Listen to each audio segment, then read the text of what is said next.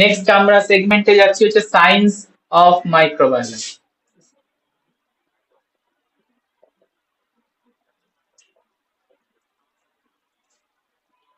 দুটো অ্যাসপেক্টে science of মাইক্রোবায়োলজিকে divide করব। Number 1, understanding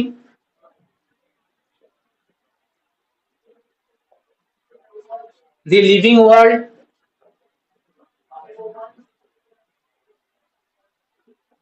of microscopic organisms,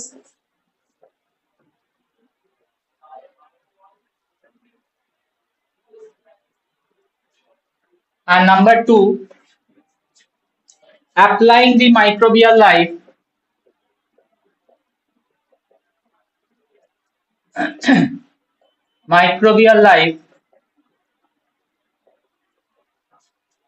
for the benefit of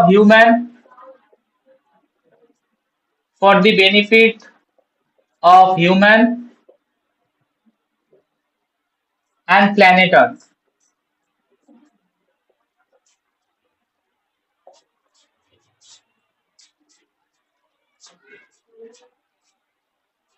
তো microbiology স্কোপটা কি, মানে মাইক্রোবায়োলজি পড়ে আমরা, মানে মাইক্রোবায়োলজি সায়েন্সটা বুঝে আমরা কি করব?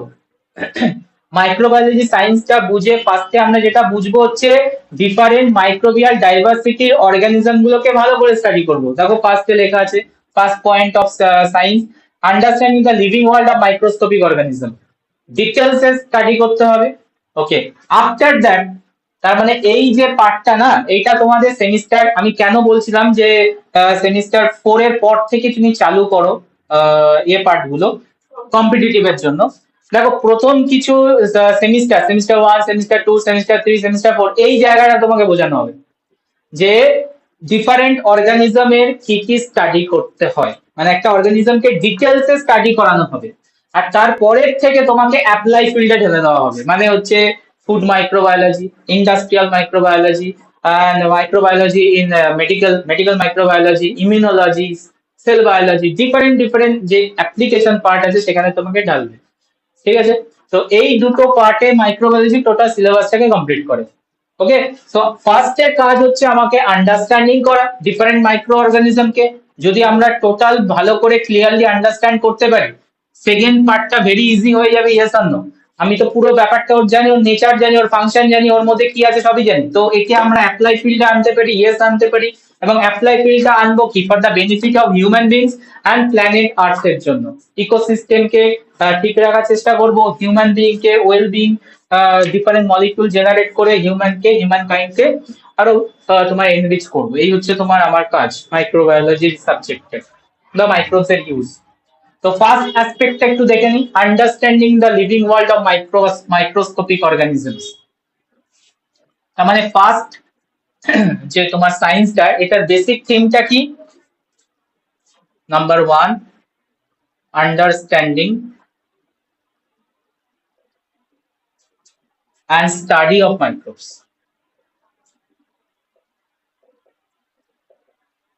পুরো পয়েন্টটাকে আমি সিম্পল ভার্সনে লিখেছি, understanding and study of microbes, যেখানে তোমাকে ব্যাকটেরিয়া স্টাডি করতে হবে, ভাইরাস স্টাডি করতে হবে, প্রোটোজোয়া স্টাডি করতে হবে, ফাঙ্গাস স্টাডি করতে হবে, এক্সেট্রা করতে হবে।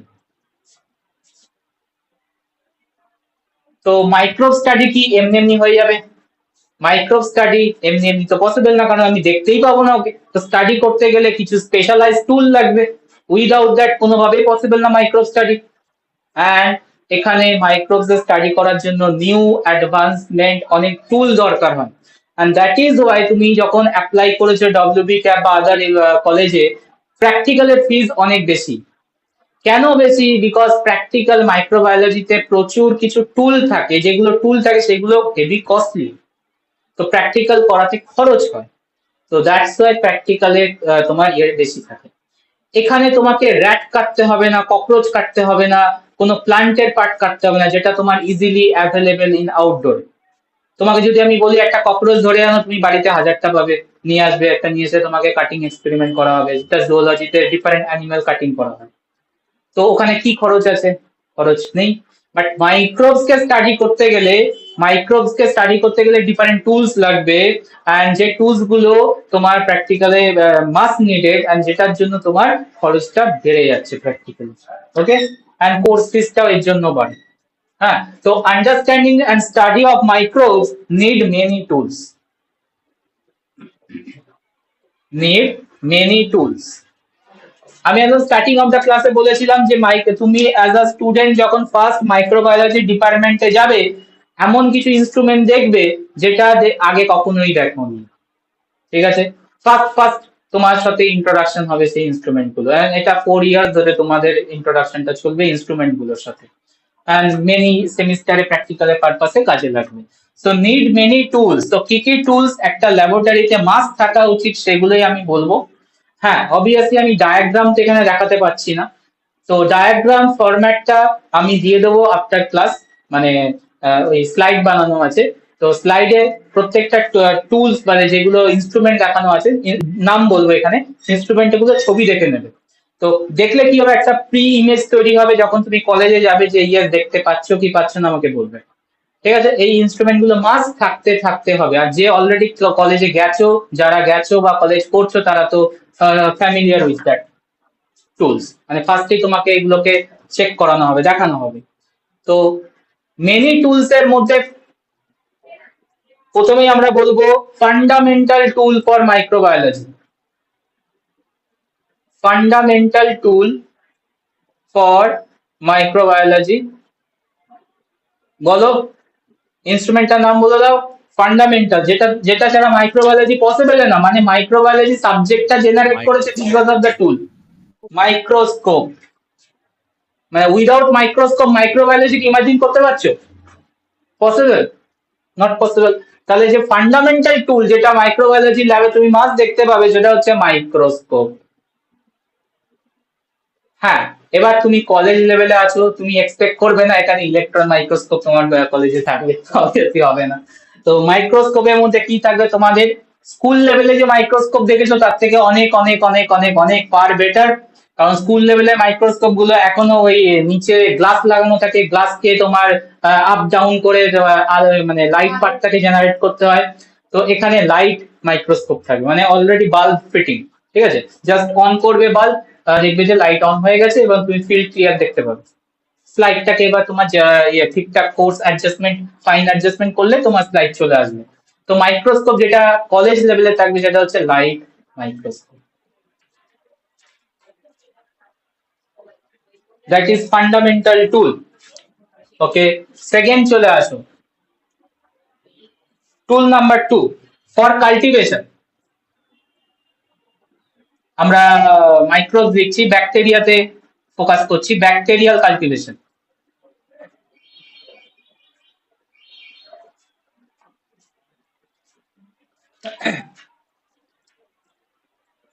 যেটা লাগবে সেটা হচ্ছে তোমার culture medium. Culture medium, what is culture medium sir?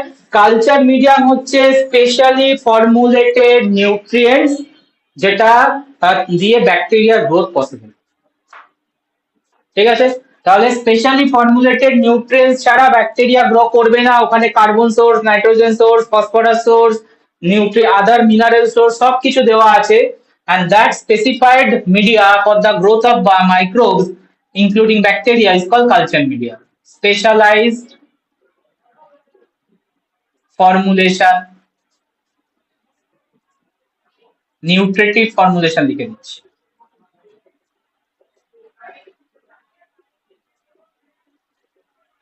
Formulation for the growth of microbes,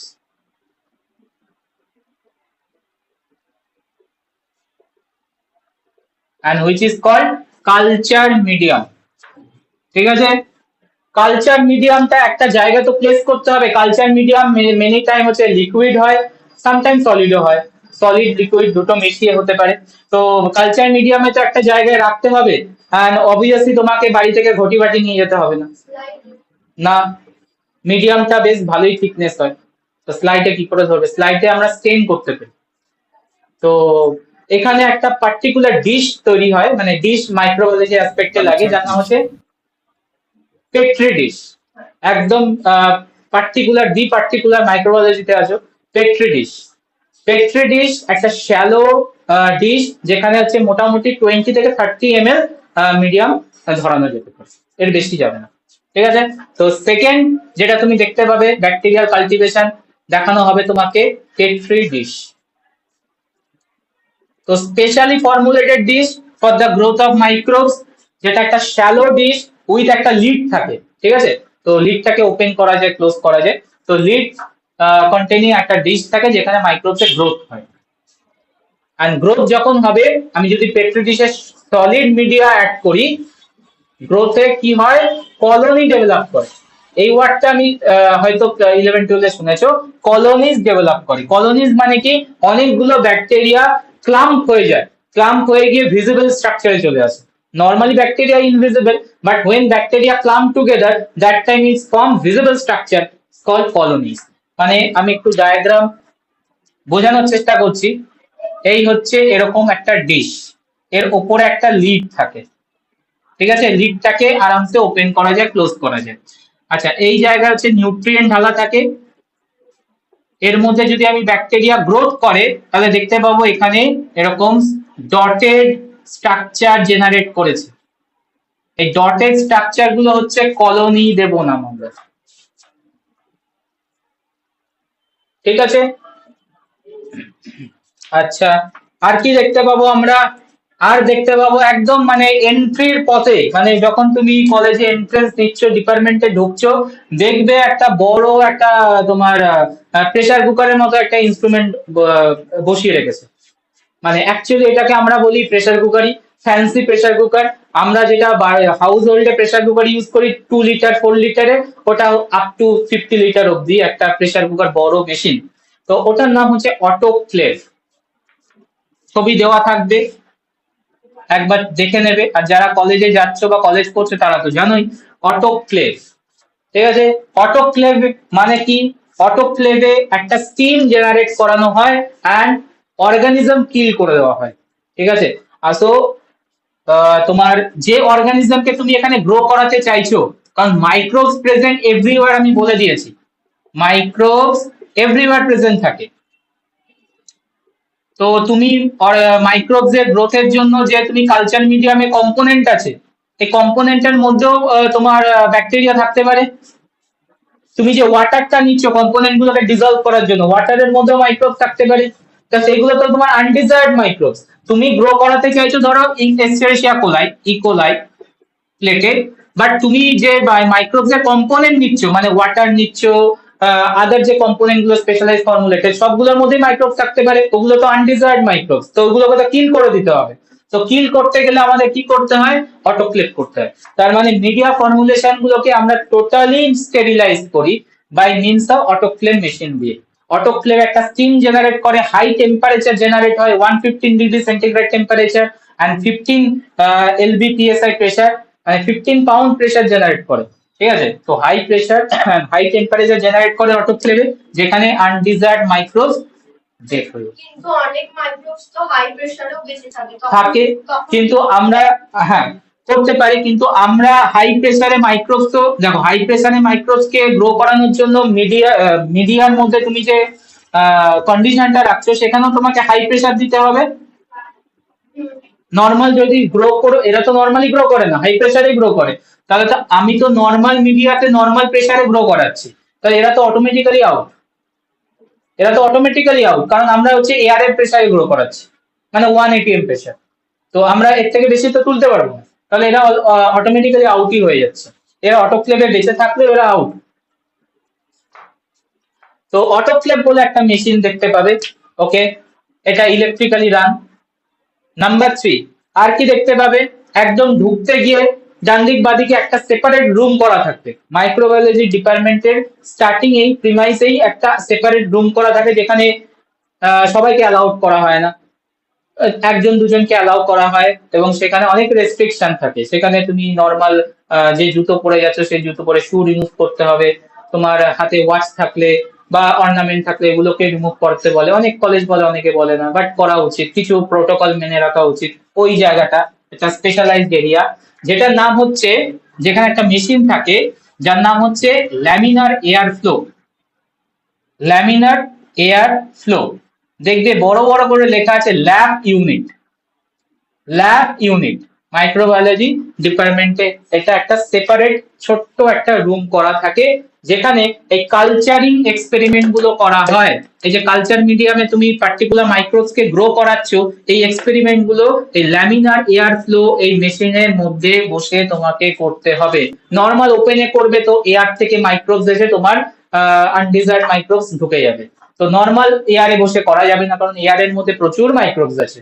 ঠিক আছে, যখনই তুমি লিড ওপেন করবে, জাস্ট তুমি 5 সেকেন্ডের জন্য ওপেন করবে, তো তোমার মাইক্রোবস চলে আসবে গ্রোথ, আনডিজায়ার্ড মাইক্রোবস। তো দ্যাটস তো একটা স্পেশালাইজ ইউনিটের আন্ডারে বসে কাজ করতে হয়, যেখানে তোমার এয়ারটা স্টেরিলাইজ থাকে। দেখতে পাচ্ছ ল্যামিনার এয়ার ফ্লো, এর মেকানিজম হচ্ছে এয়ারটাকে স্টেরিলাইজ করা, এয়ারের মধ্যে কোনো মাইক্রোবসকে ঢুকতে দেবে না।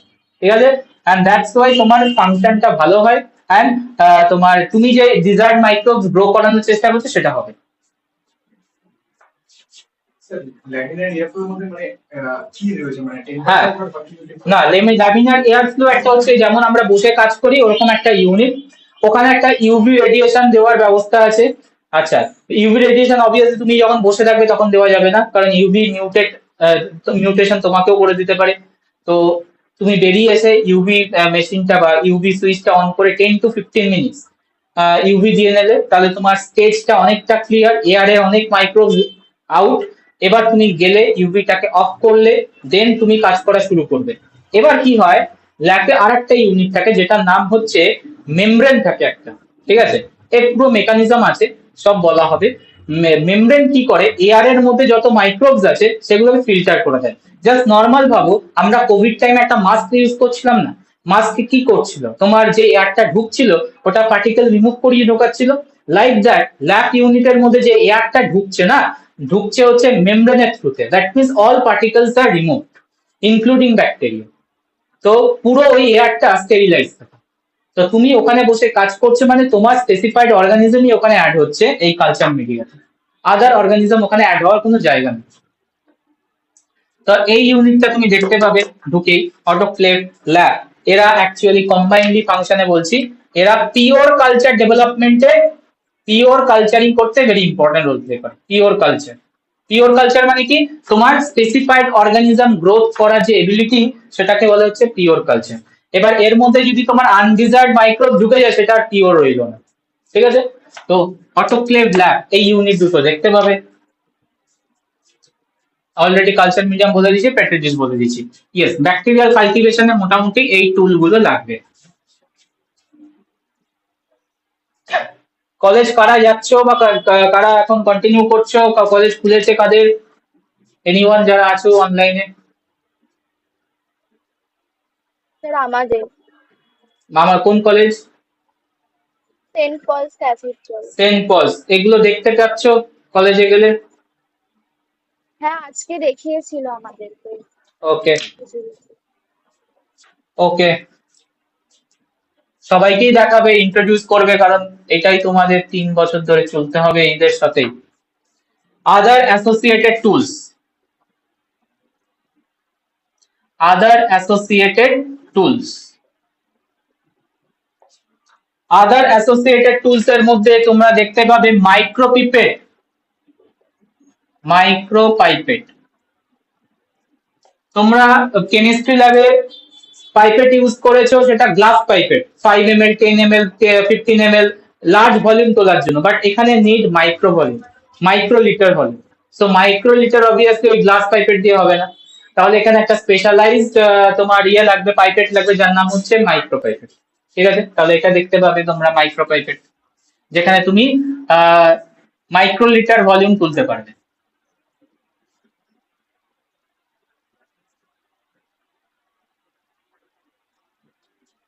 আচ্ছা, আর কি দেখতে পাবে, centrifugation, centrifugation machine. Centrifugation machine, আমি জানি না এই ওয়ার্ডটা তোমরা হার্শেচেস এক্সপেরিমেন্টের টাইমে পেয়েছিলে কিনা, অবভিয়াসলি পেয়েছিলে এবং শুনেও ছিলে। সেন্ট্রিফিউগেশন ক্যাপসিড আর ডিএনএ কে আলাদা করার সময় ভাইরাস পার্টিকেল আর হচ্ছে তোমার ব্যাকটেরিয়াকে সেপারেট করার জন্য based on density, based on density. তো সেন্ট্রিফিউগেশন কি করে, ডেনসিটি বেসিসে ম্যাটেরিয়ালকে সেপারেট করতে পারে। তার মানে তুমি যদি দুটো ব্যাকটেরিয়া রাখো, একটা ব্যাকটেরিয়ার ডেনসিটি হাই এ আর একটা ব্যাকটেরিয়ার ডেনসিটি লেস বি, ও দুটো মলিকিউলকে আলাদা করে দেবে। যেটা density high means a bacteria, ওটা পড়বে বটমে, মানে একদম তলায় পড়বে, আর যেটা বি সেটা দেখবে টপে পড়বে। তো এই মেশিনটা এটা করা। মেশিনটার মধ্যে হয় কি, মেশিনটার মধ্যে ওই লিকুইডটা নিয়ে জাস্ট তুমি ইনসার্ট করবে, মেশিনটার একটা আরপিএম এ ঘুরতে থাকে, ঠিক আছে, একটা রোটেশন করায়। তো রোটেশন ঘুরিয়ে ঘুরিয়ে করিয়ে করে একটা সেন্ট্রিফিউগাল ফোর্স ক্রিয়েট করে। এটা একটু ফিজিক্সে ঢুকে যাচ্ছে, ফিজিক্সের ব্যাপারটা বুঝতে পারছো। সেন্ট্রিফিউগাল ফোর্স যখন ক্রিয়েট হবে, ডেনসিটি বেসিসে সেপারেশন হয়ে যায়। তো এই হচ্ছে এটার মেকানিজম। তো এই মেশিনটাও দেখতে পাবে একটা বক্স লাইক মেশিন। মেশিনটা লিড ওপেন করলে টেস্ট টিউব রাখার জায়গা আছে, টেস্ট টিউব ওখানে ঢুকিয়ে দাও, ওটা ঘুরতে থাকবে। কতক্ষণ তুমি ঘোরাবে, কত মিনিট ঘোরাবে, কত আরপিএম এ ঘোরাবে, সব সেট করা যায়। সেট করে দাও, দিয়ে ওয়েট করো, দেখবে তোমার সেপারেশন হয়ে গেছে। তাহলে সেন্ট্রিফিউগেশন মেশিন তুমি দেখতে পাবে। Number 3, spectrophotometer. Spectrophotometer very sensitive instrument, handle করতে দেয় না, বিকজ প্রচুর দাম। এই স্পেকট্রোফটোমিটারের ইনস্ট্রুমেন্টটা একবার খারাপ হয়ে গেলে প্রচুর চাপ হয়ে যায়। তো দেয় না, অনেক কলেজ দেয়, অনেক কলেজ দেয় না। মেনলি তোমার প্রফেসররা থাকে যখন ইউটিলাইজ হয়, প্র্যাকটিক্যাল চলে। তো স্পেকট্রোফটোমিটারে কনসেন্ট্রেশন মাপা যায়, concentration measurement. Bacterial sell count, bacterial sell count, cell number determination, cell number determination, এগুলো করা যায়। তার মানে তুমি একটা 1 ml স্যাম্পেল, একটা ব্যাকটেরিয়াল তোমার স্যাম্পেল আছে, এই ওই স্যাম্পেলের মধ্যে কত কনসেন্ট্রেশনে আছে সেটা তুমি বুঝবে কি করে, স্পেকট্রোফটোমিটারে যেতে হবে। তো দিস আর সাম টুলস। কিছু তোমাকে স্টার্টিং এই ইন্ট্রোডাকশন দেবে, যেমন তোমার মাইক্রোস্কোপের সাথে ইন্ট্রোডাকশন দেবে, এই পেট্রি ডিশ কালচার মিডিয়া এগুলো প্রিপারেশন করা শেখাবে।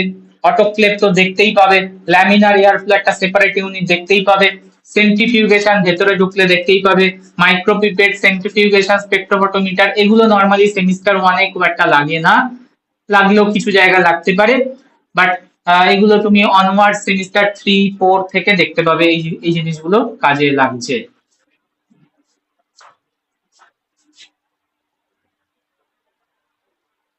তার মানে ল্যাবটা যেটা তুমি মাইক্রোবায়োলজিতে পাবে সেটা আদার বায়োলজি ল্যাবের থেকে যে ভেরি ডিফারেন্ট, এটা তুমি দেখতেই পাবে, মানে এভিডেন্ট, তুমি দেখতেই পাবে একটা জুওলজি ল্যাবে গিয়ে যখন মাইনরে প্র্যাকটিক্যাল করতে যাবে, আর তুমি যখন অনার্সে প্র্যাকটিক্যাল করবে যেটা হচ্ছে কোর পেপারে, তখন তুমি দেখতেই পাবে is very evident there is significant difference from microbiology lab and the zoology and botany lab. তো এখানে হাই গ্রেডেড ইনস্ট্রুমেন্ট ইউজ হবে, ইয়েস হবে, দ্যাটস ওয়াই প্র্যাকটিক্যালের চার্জটা বেশি হয়।